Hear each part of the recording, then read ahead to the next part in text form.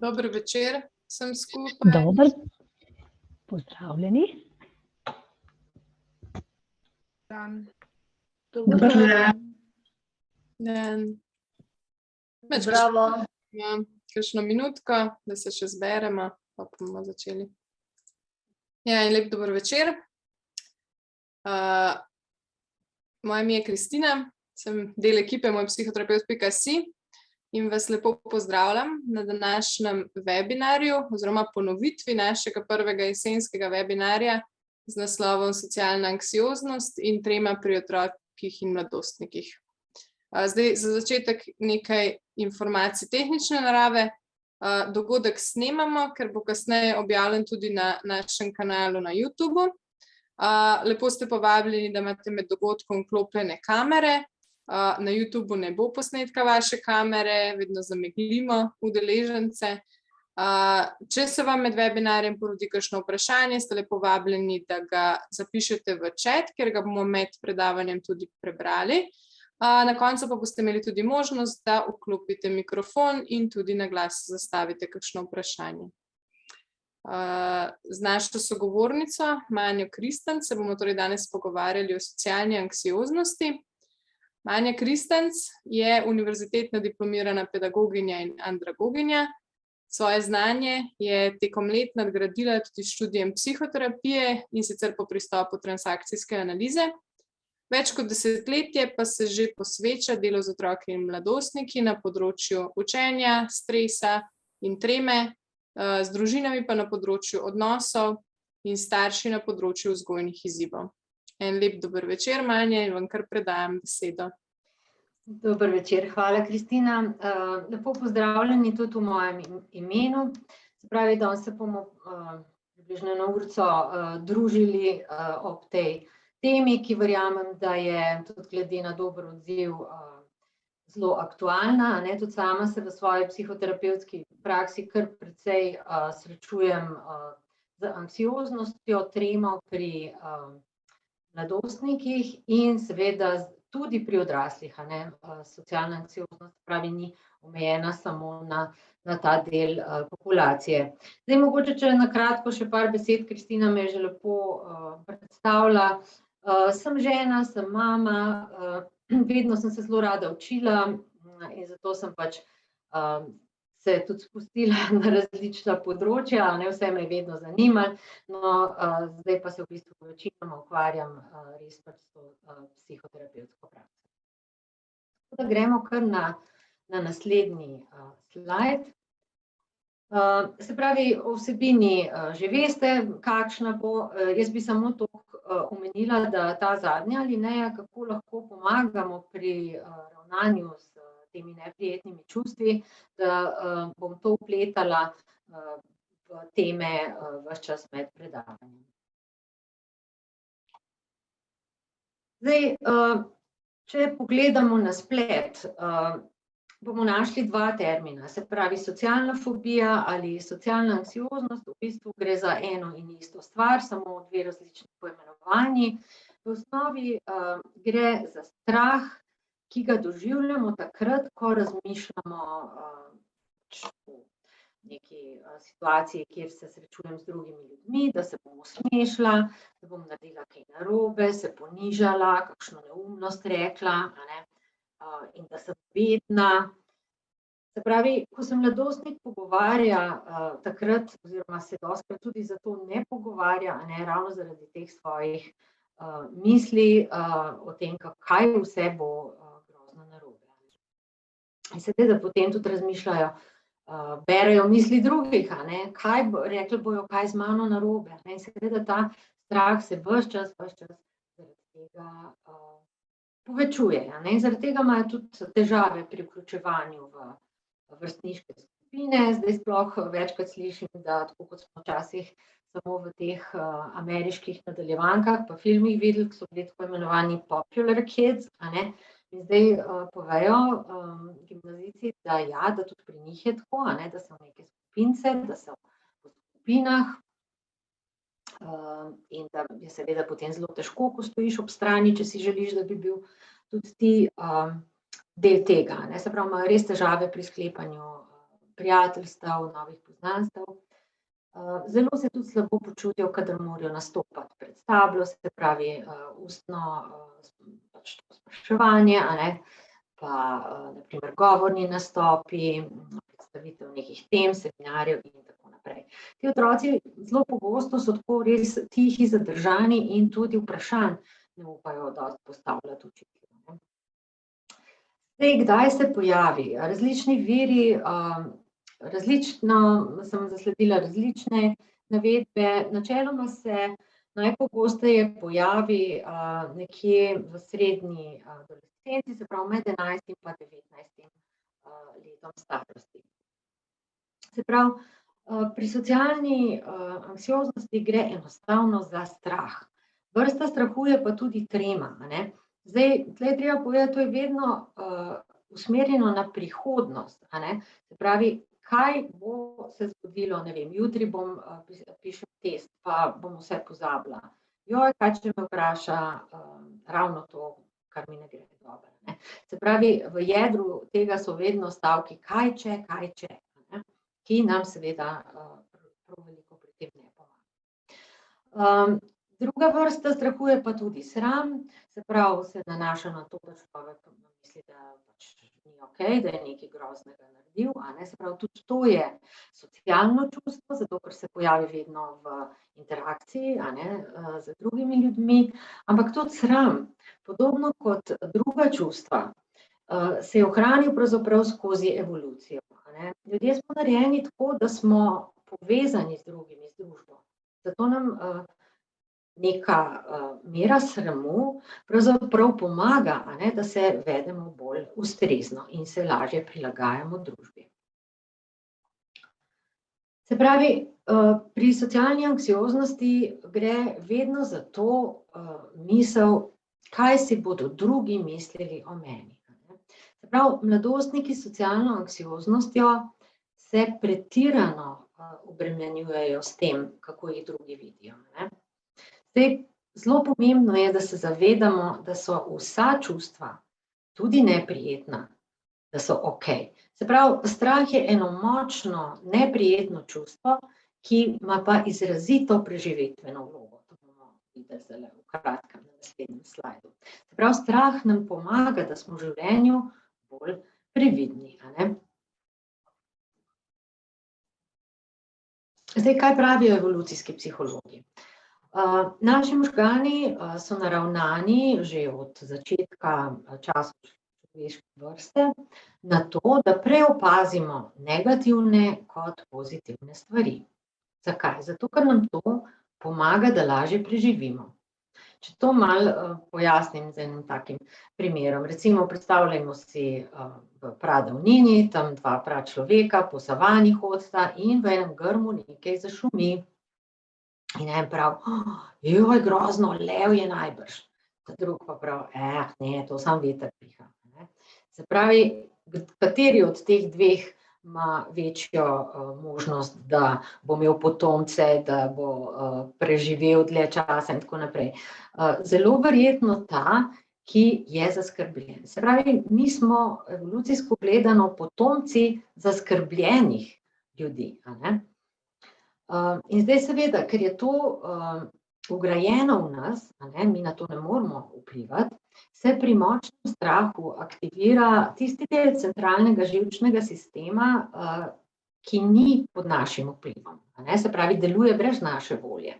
Aktivira se ta del centralnega živčnega sistema, ki mu rečemo simpatični živčni sistem, da oskrbi telo z energijo, zato da nas pripravi na neko akcijo. Zdaj, če je recimo lev ali pa medved, ne.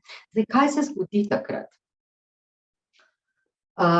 Odziv telesa na nevarnost je takojšen, a ne, se pravi, v možganih se začne izločati nek koktejl hormonov, ki poskrbi za to, da bomo močni, hitri, a ne, zato, da se bomo lahko varovali pred tem medvedom, levom in tako naprej, ne. Se pravi, to je ta znani odziv, beg, boj ali tretji je še zamrznitev.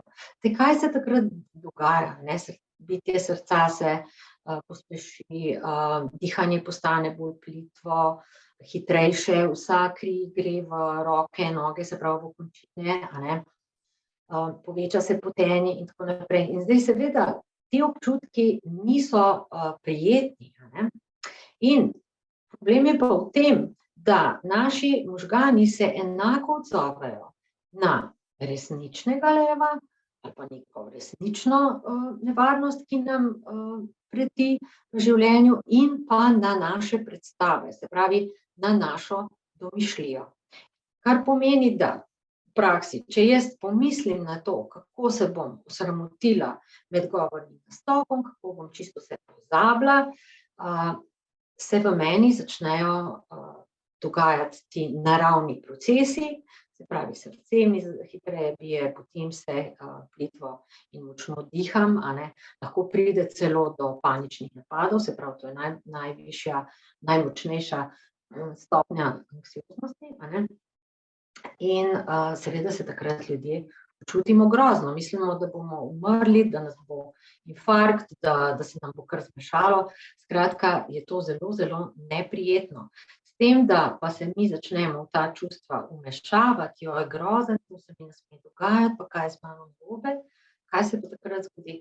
Takrat se to čustvo namreč samo strmo povišuje, ker vemo pa, da vsa čustva gre v bistvu tako, a ne, če si predstavljamo kot ta Gaussova krivulja, zvonast graf, a ne, se pravi, se vzpenja, doživi nek vrhunec in počasi izveneva. Zdaj, ko se pa mi vmešavamo v ta čustva, postajajo pa močnejša in močnejša in mi ne dobimo izkušnje, da to čustvo samo mine in da ga je najboljše pustiti pri miru.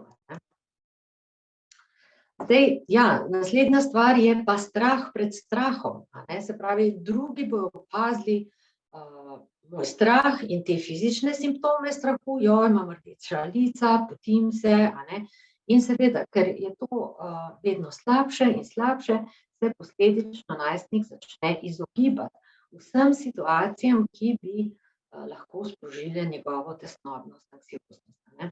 Se pravi, na kratki rok nam odleže, a ne. Vse jaz znebim nečesa, kar mi ni fajn, a ne, rečem, kako fajn, a ne, da nisem šla tja, ne, ker bi mi bilo grozno, ne, recimo neko druženje, zabavo ali ne vem, nekdo se kako tudi začne izogibati testov in tako naprej, izostaja, kar je res velik problem lahko, ne. Ok, na kratki rok si vdahnemo, kaj pa na dolgi rok? Na dolgi rok pa zelo, zelo trpi kakovost našega življenja in odnosov, zato ker, tako kot sem že prej omenila, mi sploh ne dobimo izkušnje, da strah mine. Se pravi, ta naša predstava o katastrofi se ohranja. Če na primer najstnik dobi neko kritiko ali pa zavrnitev, a ne, si po zmeri mislil, jaz kot oseba nisem okej, a ne, se pravi, pride do izgube lastne vrednosti v njegovih očeh. Ker tukaj je problematičen kriterij številnih mladostnikov, ki rečejo, tako meni povedo, a ne, vsi me morajo sprejemati. Ampak a je to realno? Ne, ni, ne. Se pravi, če recimo lahko tudi otroku povemo, lej, če imamo na primer 100 ljudi, teh bo 40 sprejelo, 30 bo takih nevtralnih, da jim pravzaprav ni kaj dosti mar, a ne, 30 pa mogoče ne boš všeč. Se pravi, osredotočenost najstnikov nase, a ne, mladostniki s socialno anksioznostjo so namreč pretirano fokusirani nase. Zdaj, za adolescenco je to razvojno normalno in zato je neka mera socialne anksioznosti v mladostništvu do neke mere pričakovana. Zakaj? Zato, ker če imam jaz ves čas fokus na sebi, sem pa v odnosih bistveno manj učinkovita kot nekdo, ki se ne ukvarja samo s tem, a ne. Tudi recimo, ne vem, joj, vidijo, da imam mozolj ali pa, groza, imam mastne lase, zdaj pa vsi samo mene gledajo. In ko smo v teh odnosih neučinkoviti, se nam seveda spet potrdi prepričanje, da nismo okej. Se pravi, to je v bistvu začaran krog ali pa celo neka špirala. Zdaj, fajn je, da vemo, da je ta človekova želja, da ga drugi sprejemajo, popolnoma normalna, a ne. Zato je prav, da tudi kot starši ali pa pedagogi, učitelji razumemo ta strah pred zavrnitvijo, in da si pač vsak človek, ne samo mlad, tudi vsi, tudi odrasli, a ne, želimo biti sprejeti, a ne. Se pravi, tukaj ne gre za neko napako, za neko disfunkcijo osebnosti, ampak za popolnoma naravne strahove in težnje, ki so tako kot ta strah, ki smo prej razložili z vidika evolucijske psihologije, se pravi, tudi to je od nekdaj z nami. Namreč v nekih zelo preteklih zgodovinskih obdobjih, a ne, ko so bili na primer v nekih plemenih, klanih in tako naprej, nekdo, ki je ostal sam, je imel večjo verjetnost, da ga bo ali napadlo drugo pleme, da ga bo požrl volk in tako naprej. Se pravi, tudi to je del naše evolucije. In skupaj s tem, a ne, pa gre tudi naše primerjanje z drugimi, a ne. Se pravi, ljudje se ves čas primerjamo.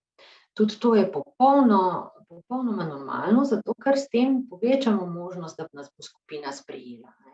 Ker če bom podoben drugim, če bom podobno delal stvari kot drugi, a ne, potem me bojo sprejeli. Seveda pa je danes to precej bolj težavno, zato ker danes pa se ne primerjamo samo z ljudmi v svoji fizični bližini, ampak z ljudmi na socialnih omrežjih, Instagramu, TikToku in tako naprej, a ne, in to lahko predvsem pri mladih, neizkušenih kar precej težav povzroči. Seveda je pa to normalen del naše stvarnosti, s tem nočem reči, da pač so socialna omrežja samo slabo.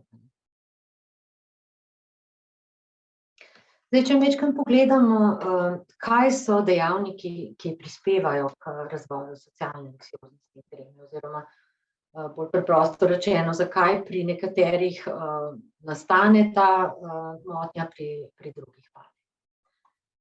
Tako kot pri vseh motnjah, gre vedno za preplet nekih dejavnikov, ne. Se pravi, vključeni so številni dejavniki. Se pravi, osebnostne lastnosti, življenjske okoliščine in pa biološki dejavniki. Prav, če najprej majčkeno pogledamo osebnostne lastnosti, zdaj so pač seveda vse stvari poskušajo v psihologiji čim bolj podpreti z študijami, a ne, in so ugotovili visoko korelacijo z motnjami, kot so anksioznost in depresija, pri osebnostih, ki so recimo pretirano odgovorne, vse morajo narediti popolno, imajo veliko težnjo po nadzoru, se pravi, da težko tolerirajo neko negotovost. Imajo izrazito samokritiko, se pravi, vedno bojo na sebe obrnili, če nekaj ni v redu, ne. In tukaj so seveda povsod ti visoki standardi lastne vrednosti, ki pa vodijo v to, da se človek začne sprejemati pogojno. Kaj to pomeni? Jaz sem okej samo, če naredim vse popolno, če ves čas delam, če dobivam same petice, če me vsi sprejemajo, a ne, to smo že prej rekli. Zdaj, od življenjskih okoliščin, a ne, vedno smo pač pod vplivom tudi stvari, na katere nimamo vpliva, a ne. Zdaj, eden od teh dejavnikov so seveda sporočila, ki smo jih vsi dobivali v zgodnjem obdobju od okolja. S tem ne mislim samo na starše, se pravi, lahko so tudi stari starši, prijatelji, vrstniki, sošolci, profesorji in pa seveda tudi družba, v kateri živimo, ne, se pravi, tukaj govorimo o tej naši zahodni družbi. In pa seveda tudi zgodovinski trenutek, v katerega smo rojeni, ne. No, potem od takih okoliščin bližje nam so pa recimo, ne vem, če je v šoli, da je neko stresno obdobje, ogromno nekega preverjanja, spraševanj, testov in tako naprej. Naporni odnosi doma, ne smemo si zatiskati oči pred tem, da je na žalost veliko družin precej disfunkcionalnih, a ne, se pravi, da so slabi odnosi, da se recimo starša veliko prepirata ali pa da je kakšna taka, če rečemo, grda ločitev, a ne, tudi to obstaja, se pravi, ko starši potem preko otroka neke svoje težave poskušajo razreševati, ali pa recimo bolezen v družini, a ne. To so vse stvari, ki seveda lahko mladega človeka zelo zaznamujejo in nanj tudi močno vplivajo. Ne smemo pa pozabiti tudi na skrb zase, a ne, se pravi, pri anksioznosti je namreč zelo pomemben ta zdrav način življenja. Zelo pomaga redno gibanje in uravnotežena zdrava prehrana. Seveda pa tudi naša zahodna potrošniška družba prispeva kar eno lepo mero dejavnikov k nastanku socialne anksioznosti. V potrošništvu so, saj to zdaj že kar nekaj desetletij, lahko rečemo, postavili imperativ sreče. Se pravi, vedno moram biti nasmejana, družabna, zadovoljna ali pa vsaj dajati tak vtis, a ne, tudi ta tako imenovana pozitivna psihologija, s tem hočem reči predvsem neka pop psihologija, a ne, ker sicer obstaja tudi smer pozitivna psihologija, ki je čisto okej, a ne, ampak ta imperativ sreče, kaj hočem zdaj s tem reči? Mediji nam bojo najprej pokazali nekaj, kar z nami ni v redu, a ne. Ne vem, nisi ves čas srečna, imaš celulit, imaš gube, ne vem, imaš akne, moraš shujšati in tako naprej, in potem nam ponudijo nekaj, da bomo tisto kupili in zato postali srečni, se pravi, z eno tako obljubo sreče, ne, deluje ta marketing. In seveda z roko v roki s tem gre tudi nesprejemanje neprijetnih čustev, oziroma da smo to že kar patologizirali, a ne, ta čustva absolutno niso okej, a ne. In seveda, ja, tu spet se bom tule na socialna omrežja, a ne, navezala, ja, tudi tukaj, jaz recimo mladostnikom, ki so pri meni zaradi socialne anksioznosti, vedno povem, pa sem prijetno presenečena, ker zdaj oni precej že so ozaveščeni o tem, a ne, da pač na socialna omrežja vsi dajemo, oziroma kot oni pač mi rečemo, postamo samo neke svoje srečne trenutke, a ne, nihče ne bo napisal, ja, danes imam pa šiti dan, vse mi gre narobe, doma smo se skregali, v službi je grozno in skratka tega ne vidimo, ali pa ne vem, nobeden ne bo objavil, da se je neka nesreča zgodila, bolezen v družini in tako naprej. To je namenjeno samo rožnatim očam. No, ena taka stvar, ki smo jo stigmatizirali, je tudi sramežljivost, a ne. Če vpišemo sramežljivost, a ne, v Google, bomo dobili 1000 zadetkov, ko nam bo večina dala nasvete, kako premagati sramežljivost, a ne. Ampak to je narobe. Zakaj? Sramežljivost je namreč ena taka popolnoma normalna osebnostna lastnost, ki je pri vseh ljudeh izražena. Tudi to je evolucijska prednost, kvaliteta namreč, ker če sem bolj sramežljiva, nisem impulzivna, pazim, kaj bom rekla, se pravi, imam večjo verjetnost, da bom prijetna drugim, a ne, in to je pomembno, te pozitivne strani tega čustva ozaveščati pri mladih. Mi smo namreč postali ena taka izrazito, ne vem, kako bi slovenski izraz, družabna, no, outgoing družba, a ne, in vrednota je ekstrovertiranost. Vendar vemo, vsi vemo, da pač imamo ljudi, ki so ekstrovertirani ali pa so introvertirani, ne, se pravi, to je naša osebnostna značilnost in nič ni narobe, če smo bolj zadržani, a ne, če recimo se raje držimo bolj zase, a ne. O teh stvareh vedno govorimo o neki motnji, o težavi ali pa tudi o socialni anksioznosti, takrat, ko ovira posameznikovo funkcioniranje, ne. Sicer je pa popolnoma normalno, da vsi čutimo strah, tremo, sram in tako naprej. Pomembno je namreč, da otroku ne dajemo oznak in sporočil, da ni okej biti sramežljiv, ne biti no toliko sramežljiva, pa daj no ne se tako napravljati in tako naprej. fajn je, da spodbujamo to otrokovo funkcioniranje, tudi če je zadržano, ampak nikakor ne z nekimi negativnimi sporočili. Pri socialni anksioznosti je še posebej problematična predstava o tem, da če jaz naredim napako, da jaz v celoti kot oseba nisem okej. Mi se namreč s tem popolnoma poistovetimo in mi tej svoji misli tudi popolnoma verjamemo, se pravi, dobesedno zlijemo se s to svojo idejo, a ne. In zdaj, če govorimo tukaj o samopodobi, a ne, ki je eden od temeljnih elementov pri socialni anksioznosti. Zdaj, če rečemo, okej, samopodoba, kaj to pomeni? Da sem v redu, da sem okej, tudi če me nekdo ne sprejema, tudi če kdaj ne dobim res odlične ocene, tudi če recimo naredim neko napako, ali pa tudi če zamrznem, a ne. Vse to so pač namreč človeške lastnosti.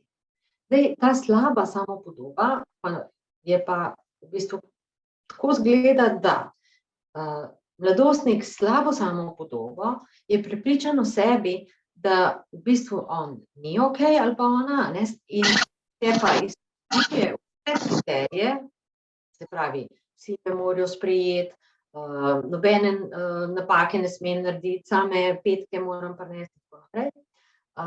Potem je pa to neko pogojevanje, a ne, in ker so to precej nedosegljive stvari, bo tak človek zelo pogosto v sebi se počutil manj vrednega. Zdaj, pri teh strahovih, a ne, ko smo rekli, pri vključevanju v neke družbe in v razredu, v neke skupince in tako naprej, a ne. Zdaj, tle je zelo fajn, namreč vsaki mislijo, kako morajo biti oni ves čas zgovorni, klepetavi, duhoviti in tako naprej. Tle je zelo pomembno, da jim kot starši povemo, lej, pa ni treba, da si ti tisto srce zabave, okoli katerega se vse vrti, a ne. Ljudje pač eni smo naravno taki, da znajo šale pripovedovati, drugi pač nismo taki, a ne. In tudi ob nekaterih ljudeh smo lahko bolj sproščeni, ob drugih pa manj, a ne. Se pravi, ni to nujno, a ne, ker dejstvo je, da pač te mladostnike vedno skrbi, sem že rekla, kaj bodo drugi mislili, a ne, da so oni bedni in tako naprej. In je super, da jim povemo, da nikoli ne bomo mogli vplivati na to, kaj si drugi ljudje mislijo o nas, hkrati pa tudi v resnici ne moremo brati misli, a ne, drugih. In to samo pomeni, da smo mi na osnovi enega notranjega prepričanja drugemu pripisali nek pomen, ki seveda nas še bolj ogroža. Pogosto mi mladostniki, pa tudi taki v 20 letih svojega življenja, se pravi tudi 20 pa 30, povejo, da so raje tih, da ne vejo, o čem bi se pogovarjali, sploh ne vejo, kaj bi rekli, a ne. In da dostikrat, tudi če imajo idejo, kaj reči, saj boš, da sem tih, saj to je gotovo ena neumnost, a ne. Zdaj, fajn je, da takim, ki jih skrbi, o čem naj se sploh pogovarjajo, povemo, da smo ljudje tako narejeni, da zelo radi o sebi govorimo. In da ga nikakor ne bomo polomili, če sogovornika vprašamo nekaj o njem, a ne. Ker vsi zato takrat radi nekaj povemo, ker če nas nekdo posluša, se mu to fajn zdi, a ne. Če ne, pa se nekaj spomnimo, kar bi mogoče oba lahko zanimalo. Zdaj tudi pogosto je prisoten ta strah pred tišino, a ne. Saj tišina ni nekaj groznega, a ne, tudi to se moramo naučiti zdržati, a ne. Predvsem pa je, mislim, zelo koristno, da otroku rečemo, ja, glej, v življenju je mogoče, da si kdo tudi kaj grdega misli o tebi ali pa o meni, a ne.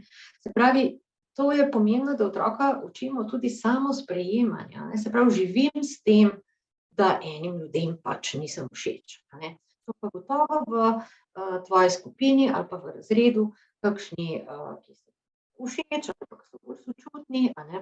Pravi, to je ena od veščin, kako otroka učimo sprejemanja sebe takšnega, kot sem, se pravi v nasprotju s tem, moram se spremeniti, da bom tak in tak. Ne, tudi se pogovarjamo z otrokom, kakšne socialne veščine že ima, se pravi, lahko gremo čisto konkretno skozi, kaj narediš, ko prideš v razred, rečeš živjo, lahko tudi koga prosiš, da ti posodi, ne vem, svinčnik, radirko, in s tem pač navežeš nek stik. Zdaj, ena moja deklica, moja klientka, dijakinja mi je zaupala, da mislijo sošolci, da si ne zasluži dobrih ocen, ker je itak bedna. Zdaj, seveda, to je za njo zelo, zelo težko, in se bi tudi rekla, da če ima vse moje sočutje, da je to težko spoznanje, ampak kaj lahko naredimo v takem primeru?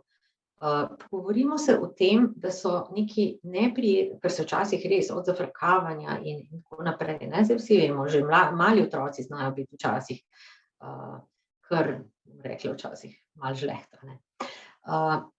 Se pravi, povemo, da se res lahko zgodijo taki neprijetni življenjski dogodki, ki pa to ne pomeni, da je to katastrofa, da pač življenje ni vedno fair, in da srečamo različne ljudi v življenju. In zato je tudi pomembno graditi otrokovo odpornost in sposobnost, da prenesejo nek optimalni nivo frustracije. To najlažje delamo tako, da se pogovarjamo, da je tudi neuspeh neizogiben del življenja. To lahko tudi povežemo recimo s kakšnim športom, ki je otroku blizu, ali pa ne vem, če na televiziji spremljamo neko tekmo in tako naprej. Pri socialni anksioznosti, tako kot pri vseh stvarih, ki so povezane z mladimi ljudmi, z otroki, je zelo pomembno, da z otrokom ohranjamo varen in zaupen odnos. Se pravi, vseh teh stvarih, če imamo tako zastavljen ta odnos, da se otrok ob nas ne čuti obsojanega ali pa preveč kritiziranega, nam bo zaupal, povedal in potem imamo tudi priložnost se o teh stvarih pogovarjati. Lahko ga tudi spodbudimo, če opazimo, da ima pač precej izraženo socialno anksioznost, lahko mladostnika spodbudimo, pa rečemo, pa daj ti malo glej, pa si zabeleži, če ga tudi kdaj drug kaj polomi, pa če je preživel, se pravi, tudi drugim ljudem se je to že zgodilo, pa so preživeli. To zdaj ne mislimo tako, da bi škodoželjno, ampak tako, da s tem on gradi pač neko zavedanje, da je to neka skupna človeška izkušnja. Se pravi, ne da se to samo njemu dogaja.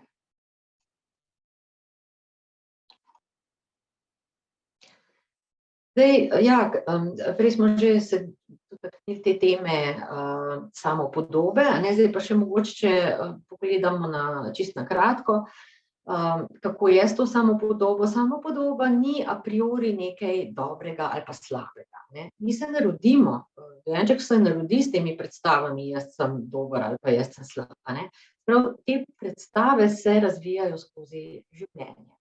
Zdaj obstajajo trije načini izgradnje samopodobe. En je recimo, ko otrok sam zaključi, kakšen je, nisem znal narediti domače naloge, najbrž sem neumen. Zdaj tle je fajn, da pokorigiramo tako otrokovo prepričanje. No, spet smo pri medijih, socialnih omrežjih. Se pravi, pogosto si rečejo, samo če sem taka kot tale influencerka ali pa pač neka zvezda, idol, potem sem okej. Samo vemo, in tle spet vloga družine neprecenljiva v tem, da se pogovarjamo o tem, da to niso realne podobe teh ljudi, o vseh photoshopih, o vseh filtrih, o tem, kako pač vsi kažejo samo tisto, kar je in da je resnica drugačna. Ker jaz včasih tudi vprašam kakšno dekle, ki ima težavo s svojo telesno podobo, rečem, daj, če greš po cesti, kje pa so vsa ta prečudovita dekleta? Se pravi, po cesti hodimo običajni ljudje. In zato je potem jim damo majčkeno, lahko oni malo tudi začnejo razmišljati. Pred nekaj meseci mi je zdravnik, dermatolog rekel, da pripeljajo mame, ne vem, 15-16-letnice, ki pridejo s sliko, kjer je pač filter, a ne, in dekleta hočejo tak nos, taka usta, take dojke in on potem pač reče, ja, jaz tega ne morem narediti, ker to je filter, ne, se pravi grozno. No, tretji način, kako gradimo samopodobo, je pa to, da otrok verjame drugim na osnovi njihovih sporočil, kakšen je, se pravi, ta sporočila pa seveda postanejo del njega, a ne, ko jih ponotranji. Zdaj sigurno vsi med nami smo dobivali med odraščanjem sporočila, da je treba obvladovati vsa neprijetna čustva. To je zelo postalo nek kriterij, osebne zrelosti ali pa duševne normalnosti. Ampak tle gre spet za eno nekoliko napačno razumevanje tega. Ljudje se namreč bojimo teh čustev, in zdaj, če so nas učili, da so prijetna čustva zaželena, sprejemljiva, to tako, tacga te imamo radi, vidiš, ko je lepo, ko si dobre volje, ali pa če nekdo reče, ja, pa kaj se sekirala, ali pa dej, nehaj jokati, no, to pa res nič tacga, recimo meni je oče rekel, strah je v sredini botu, okrog ga pa nič ni, se pravi, je rekel, strahu ni, ali pa take kisle face ne maramo, kdo reče, se pravi, vsi se nekako smo prišli skozi otroštvo do odrasle dobe, da se nekako kar bojimo teh neprijetnih čustev in da se jih poskušamo čim prej znebiti, in zato seveda, ko je našemu otroku težko, vsak starš takrat je tudi njemu težko, in bi ne vem, kaj bi vse naredil, da bi otrok tega ne čutil, ampak kaj je bistvo tukaj?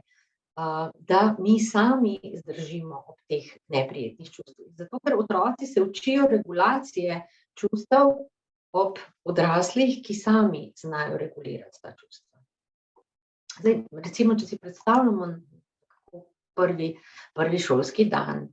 Na tisoče 6-letnikov se odpravi v šolo, in če se poskusimo postaviti v čevlje enega takega prvošolčka, zdaj otrok, ki gre prvič v šolo, se seveda na eni strani lahko tega dogodka veseli, sam sebi se zdi pomemben, zdaj sem pa še velik, tako kot moja sestrica, ki že hodi v šolo, lahko je radoveden, kaj se bo zgodilo, hkrati je pa seveda tudi negotov, zdaj, kaj ga čaka v tej veliki neznani stavbi, tam nikogar ne pozna, in seveda se mu potem po glavi lahko pletejo različne misli, Joj, kaj pa če bo učiteljica stroga, ali pa če me sošolci ne bojo marali, pa če se ne bojo smejali, če bom kaj narobe naredil.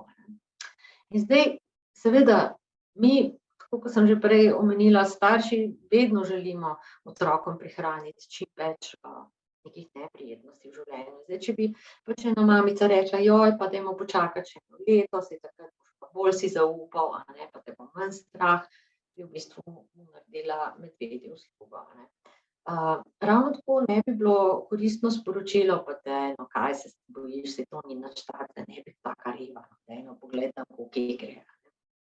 Se pravi, ko to rečemo otroku, lej, druge, ne bi treba, se pravi, s tem spet otrok zaključi, jaz nisem okej, z mano nekaj ni v redu.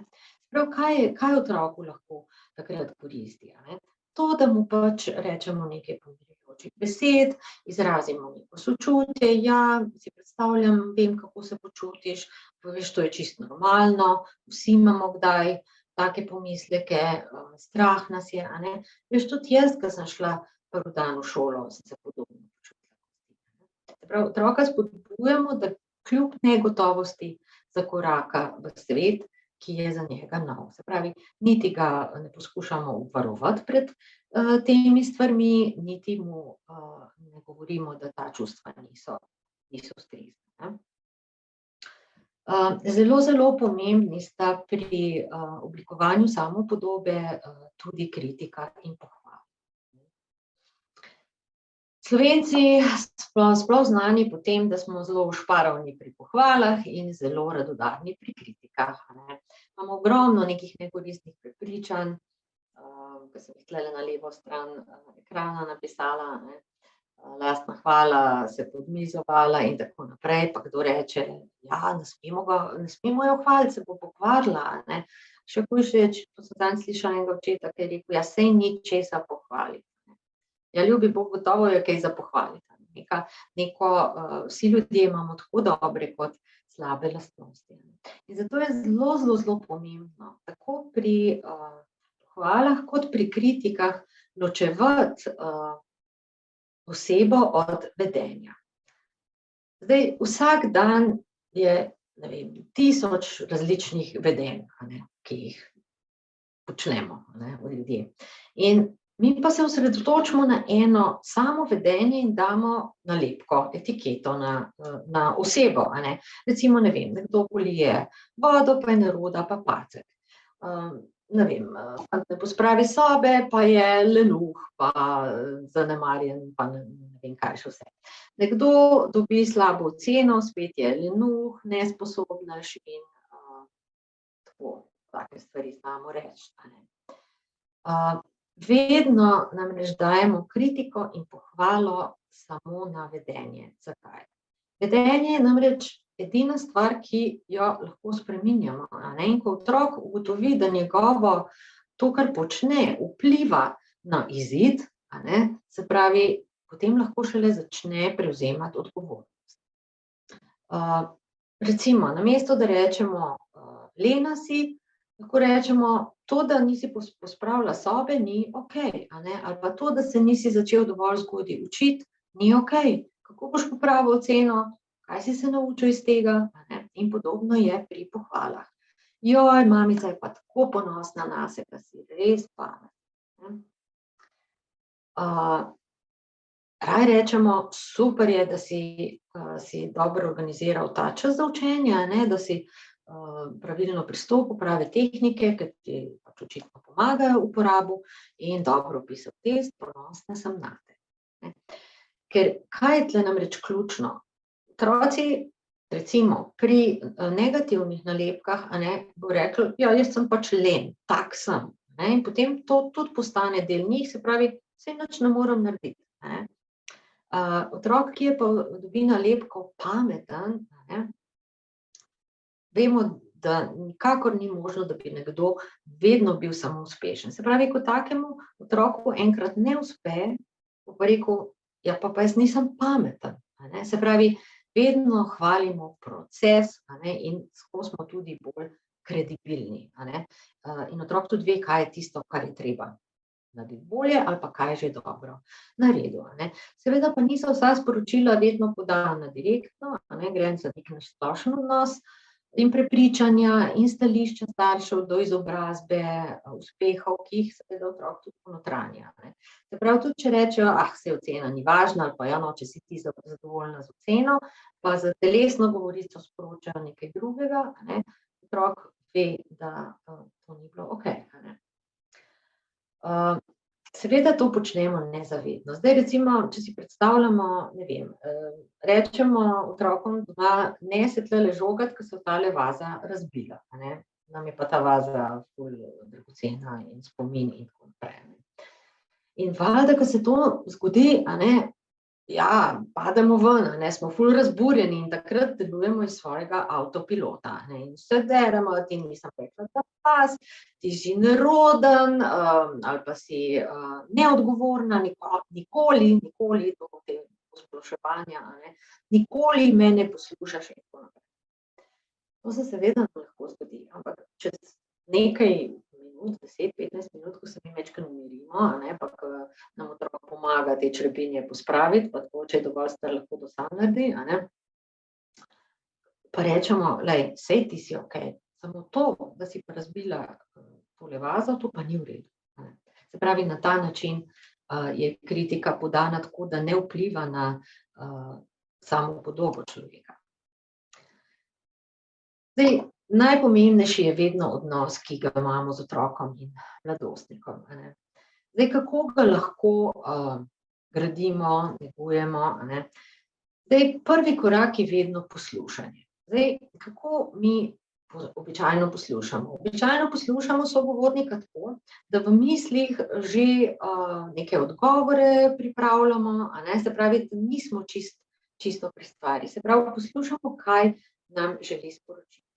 Seveda se z najstnikom ne bomo vedno strinjali, njegovim pogledom na svet in tako naprej.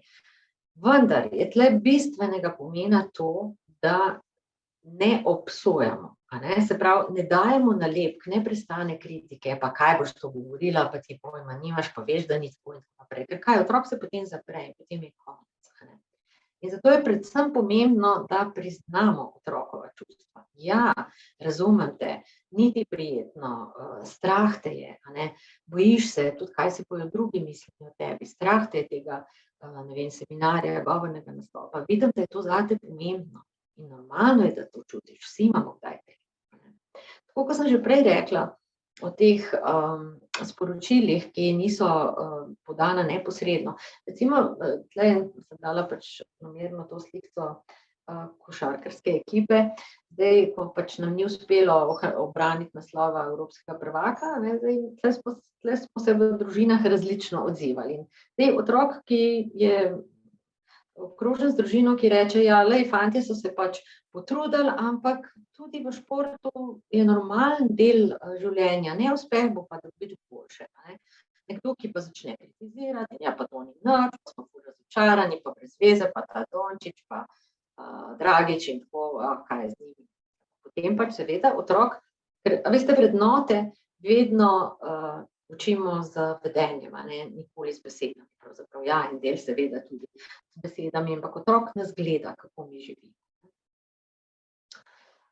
Zdaj, kako lahko anksioznim otrokom pomagamo v šoli, a ne, fino je, da oblikujemo več manjših skupin, zato, da pridejo tudi ti otroci pravzaprav lahko na vrsto, a ne.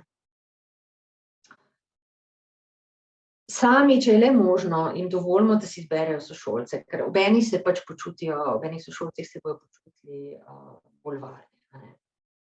Če je možno, vem, da imate v šolah pač, če je tukaj kakšen pedagog, učitelj, da imate zelo natrpano in da imate premalo časa, ampak če je le možno, je fino, da lahko z vami vadi, a ne, pred govornim nastopom. Predvsem je dobro ločiti in vedeti, da tukaj ne gre za neznanje, a ne, da je to pač potrpežljivost potrebna, neka spodbuda, saj to dobimo potem tudi v sodelovanju s starši, neke informacije, a ne, o tem, da pač otrok se sooča s to težavo, a ne.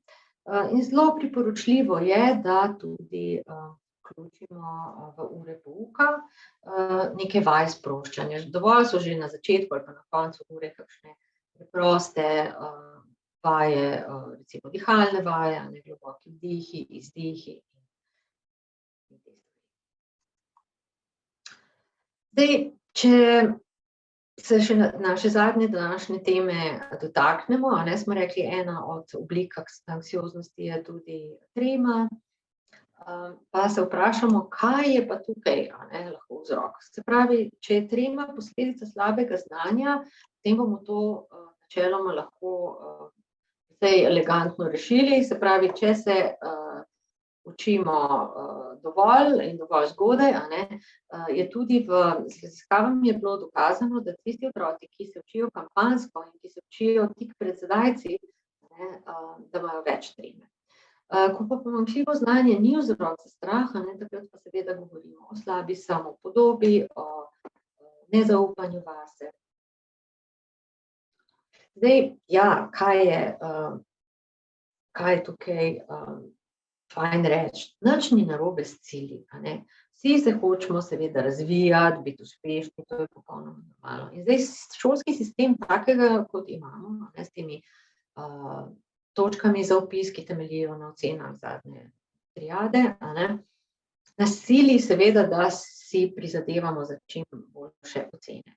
Zdaj, nezdravo pa postane, kadar te izmikajoče se zunanje cilje vežemo na lastno vrednost. Se pravi, to, kar sem že prej govorila, jaz nisem okej, če ne bom se vpisala, ne vem, tja in tja. Se pravi, včasih kar pozabimo na neko širšo sliko in seveda takrat smo vsi starši in otroci pod hudim pritiskom in tukaj imamo od spodaj na desni eno pač tak sken možganskih teh nevronskih celic, kako so lepo razprte te nevronske povezave v stanju, ko nismo v stresu in na desnem delu fotografije, kako pa je takrat, ko smo v stresu, se pravi, to je tako, ko bi bili vsi zakrčeni, seveda takrat ne moramo normalno misliti. Zdaj, pri ravnanju s tremo je nedvomno na prvem mestu ustrezna priprava, se pravi, učenje, razporeditev časa, boljše je vsak dan 30 minut matematičnih vaj, kot zadnji dan 4 ure, ker se v možganih to drugače usidra v dolgoročni spomin. Zelo, zelo pomembno je, da otroci dovolj spijo, zato ker med spanjem se utrjujejo te spominske vezi in če so nenaspani, je podobno, kot da se skoraj ne bi učili. Seveda pa pol otrok reče, joj, kaj pa, če bom vse pozabil, če zamrznem pred tablo, in če se bo to res že zgodilo, se pravi, kako takrat lahko otroka podpremo, lahko rečemo, ja, okej, lej, pozabil si, stal si pred tablo, se zgodi. Lahko mu tudi razložimo tisto, kar sem rekla, to shemo z medvedom, lej, takrat se ti je pač vklopil ta beg, boj ali zamrznitev refleks. Zakaj? Zato, ker te je bilo res strah. To ni neko nadnaravno stanje ali pa tvoja krivda, to se včasih zgodi. Prav, zakaj je to pomembno? Zato, ker dodrma otrok občutek, da se mu to ne sme zgoditi, da je to prepovedano, da zamrzne, takrat bo čutil še večji pritisk in seveda takrat je verjetnost, da se mu to zgodi še večja. Lahko mu tudi rečemo, lej, okej, za primer, da se ti to res zgodi. Pač poveš učitelju, zamrznila sem in prosiš za neka podvprašanja. Prav, kar želimo doseči in kaj je pomembno, je to, da otrok spremeni odnos do tega, da je to, da zamrzne pred tablo, katastrofa. Ni, se pravi, simptoma nimamo, simptom, ko smo rekli, tudi ta lahko brain fog, se pravi, temo imamo ali pa belo imamo v glavi, nič ni nobenega znanja. Prav tega nimamo pod nadzorom, imamo pa samo svoje vedenje. Se pravi, to, da se jaz prej dobro pripravim in da se sprostim, to sigurno prispeva k temu, da mi je lažje potem. Se pravi, če malo strnemo, na prvem mestu je pogovor, varna navezanost, odnos, sprejemanje teh otrokovih čustev, kakršnih koli že pač, brez obsojanja, tudi jeze, recimo, ja, razumem te, da si jezen, vendar kaj pa učimo tle, recimo otroka, jeza je okej, dati energijo, kadar želiš nekaj spremeniti, ni pa okej, da vpiješ, razbijaš, koga udariš. Se pravi, problematičen je lahko samo odziv.